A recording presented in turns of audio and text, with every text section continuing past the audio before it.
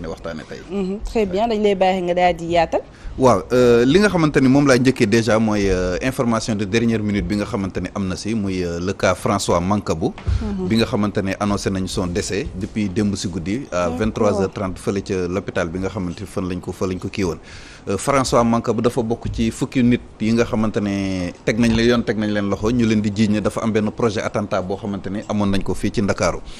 moom ak ñeneen ñi nga xamante ne ñoom lañ ci jiiñ ak ñi nga xamante ne Pape Mamadou Seck bi nga xamante ne ñi ngi annoncé ni dafa évadé wu. ak également soxna si nga xamante ne moom mooy Amidia bi nga xamante ne yoon teg na ko loxo.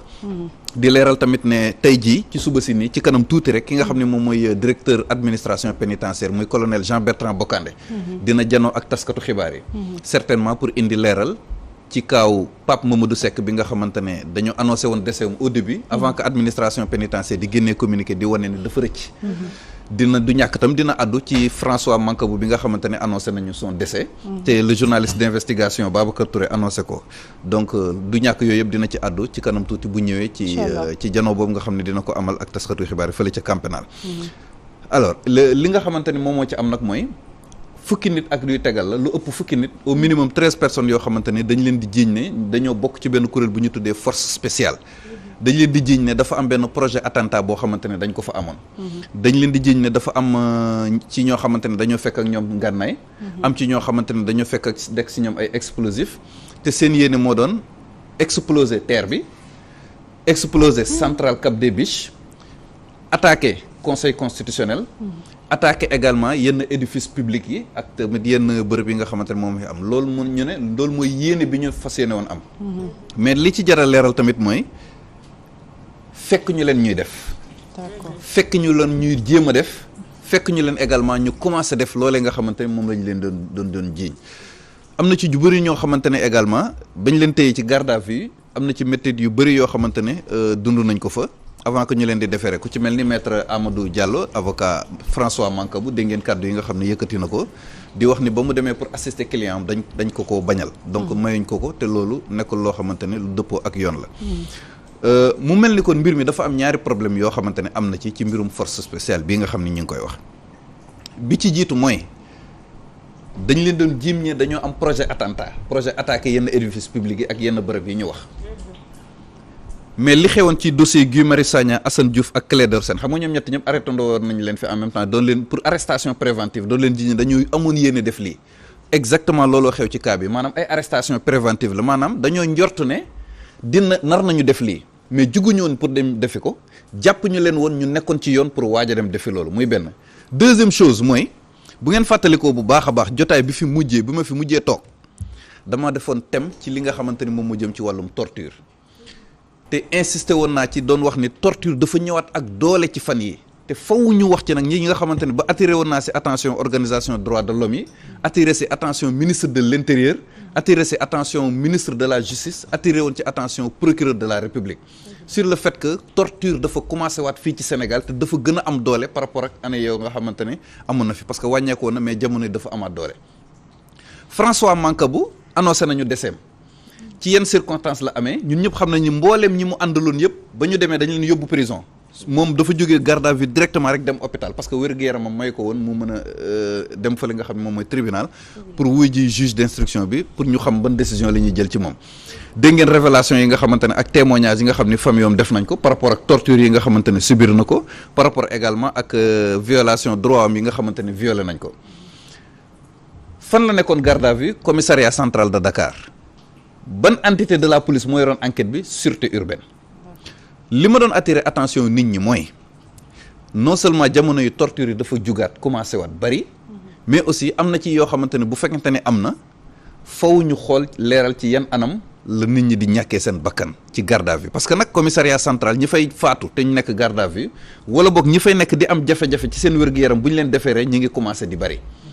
François Mancabou nag faw ñu leeral ci yan circonstances la ñàkkee bakkanam te xam du ñàkk ki nga xam ne mooy directeur administration pénitentiaire bi war a janoog taskatu xibaar yi dina ci ñëw indi ci ay leeral bu baax a baax ndax umpale wu leen ni François Mancabou pour information ñetti fan a ngi ne yoo xam ne dafa nekk dans le coma kenn xamul pour lan donc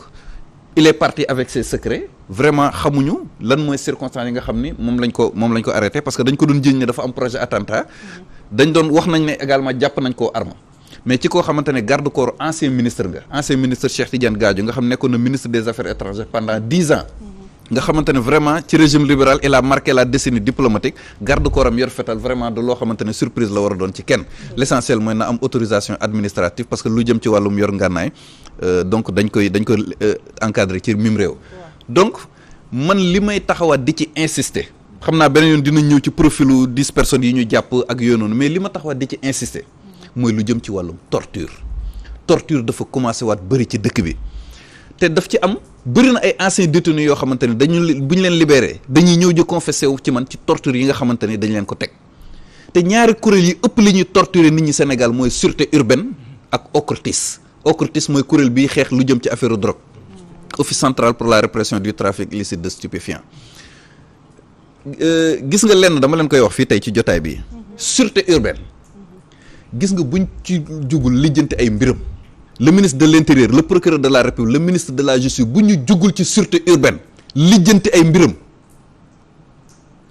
dina indi ci dëkk bi loo xamante ne benn régime du ko mën a maîtriser li ma wax ni dama koy répéter sûreté urbaine bu ñu jugul ci ay mbiram lijjanti ko dina indi ci réew mi loo xamante ne benn régime du ko mën a maîtriser te li may wax xam naa fu ma ko teg parce que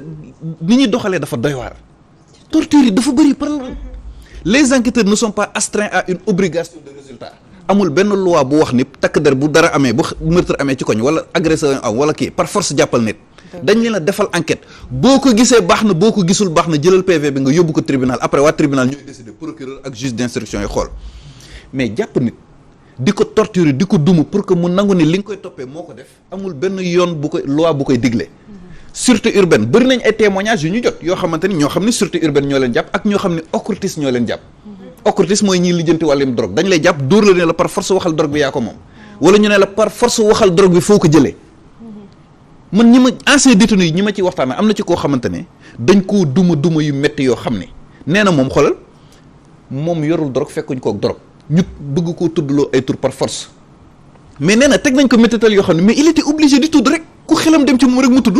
mu jékki-jékki xalaat Pathé tudd Pathé ñu dem jàpp Pathé mu tudd Assane ñu dem jàpp Assane mu tudd Babacar ñu dem jàpp Babacar parce que liñ ko teg moo métti liñ ko doon dundaloo am na ci loo xamante ne bu ma toogoon ci plateau bi di ko wax sax dañ ma naan du dëgg mais ñooñu buñ leen noonu ne woon fàng teg leen ci télé ñu témoigner ci ngay xam ne lii réalité boo xamante ne bu am la donc vraiment torture yi dañ ci war a jug wax ci non seulement amul loi boo xamante ne dafay digal gars yi ñuy dóore mais li ñu la digal mooy entendre nit ki te buñ koy entendre sax li nga xamante ni moom mooy li jaadu mooy avocat am dafa war a ñëw toog normalement gis nga avocat teewaay boobu buy teew du pour yàq liggéeyu enquêteur bi de loolu sax day setal deru enquêteur bi benn nit dootul toogati ne dañ maa torturer dañ maa forcer pour ma wax lii wala dañ maa forcer signer parce que sa avocat du toog ñuy def loolu la deuxième chose avocat bi moom day assister rek day ñëw assister rek mais du bokk ci interrogatoire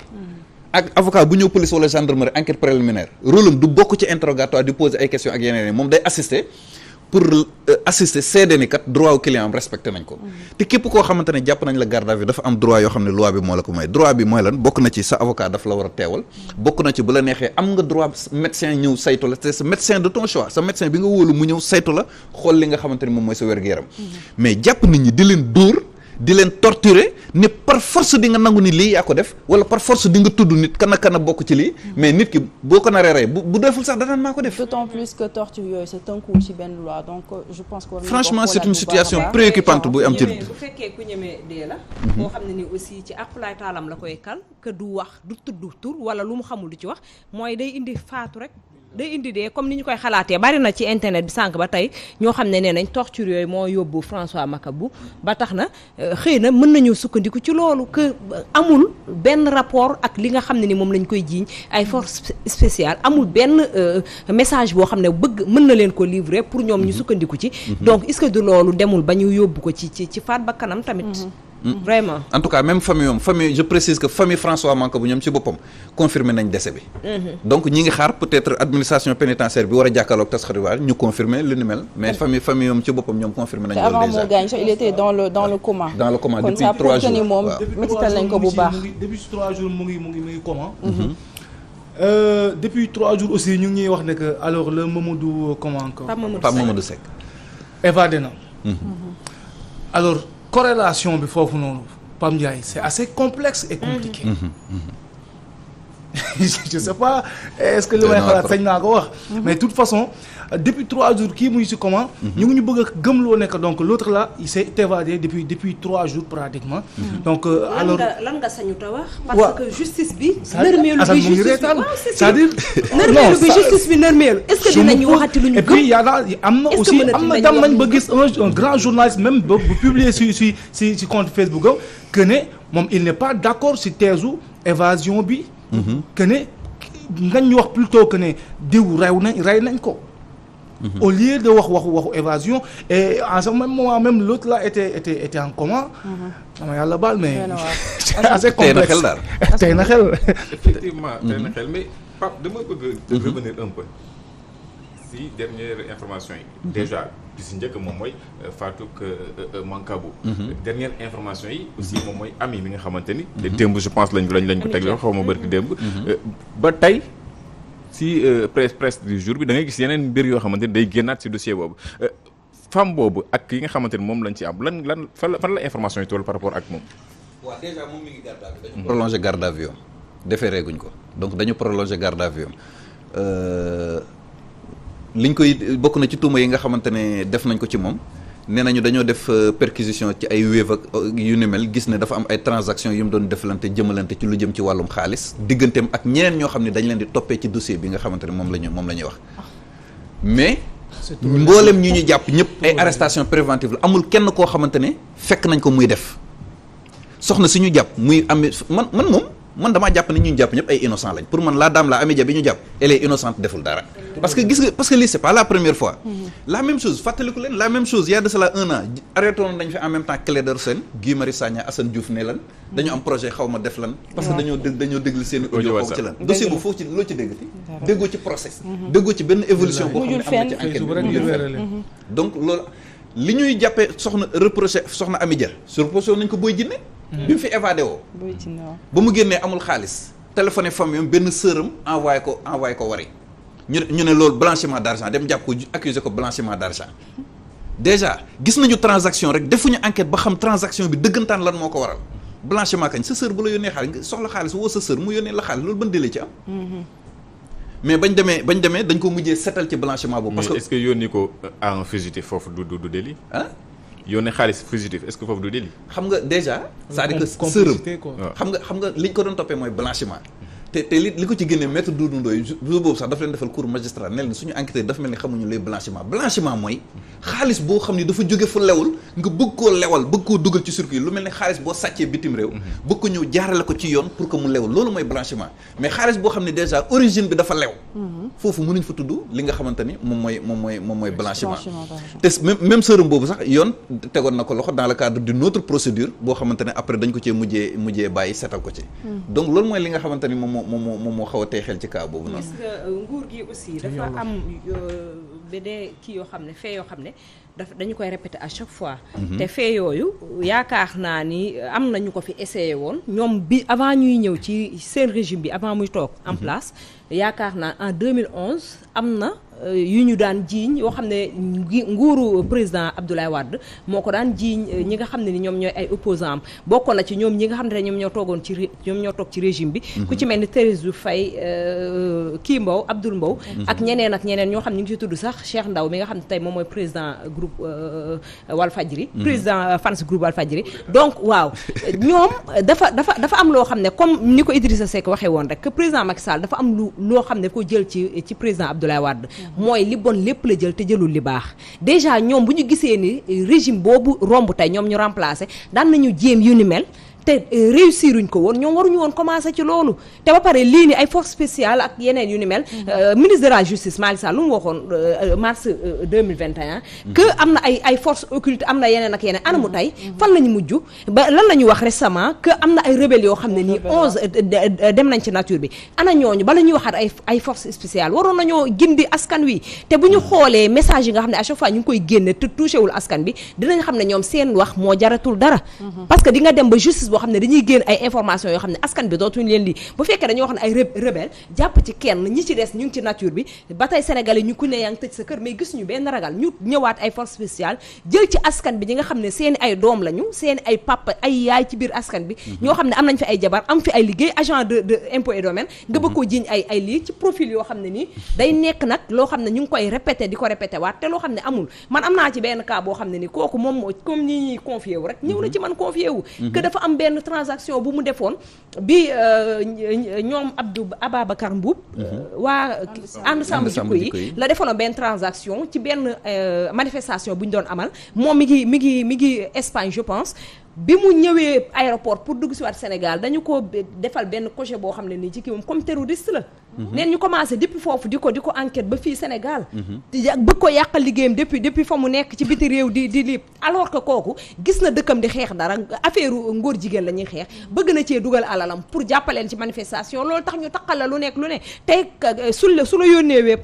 passeport bi loolu lañ ci bind bëgg koo yàqal fépp ba mënatul dugg si biir Sénégal dañoo war a arrêté yi ñuy def des messages yoo xam ne ni amul benn importance ci sénégalais dem ba sénégalais yi gëmatuñ la ndax bu ñu fi ay force spéciale dem jëli Ami Jam yi nga xam ne mère de famille la nekk fii bu bëggee dem ci affaire politique ay doomam lay àndal ak yeneen yu ni mel xanaa nit ki doo def lu bon ba pare bëgg a dëkk ak sénégalais lañu ut yeneen profil bu ñu fekkoon bandi ay ñi ñuy wax naan ay redoutable kayit bu fekkoon dañu fekk ay bandi yoo xam ne ni ñii xam nañ ñëpp xam nañ ne ay defkat lañ ñu jiñ le ko sax à la rigueur mais jiñ ko ñoo xam ne ni yow xam nga ne profil yi dem da ngay wax sa bopp lu dul dëgg quoi. ça est-ce que ñoom déjà yow li nga jot am ci information jot nañ joxe ay critères yi ñu sukkandiku pour alors qualifier ces 13 personnes là de xam ak lu tax ñu ne ñii dañoo bëggoon teg bombe terre bi ak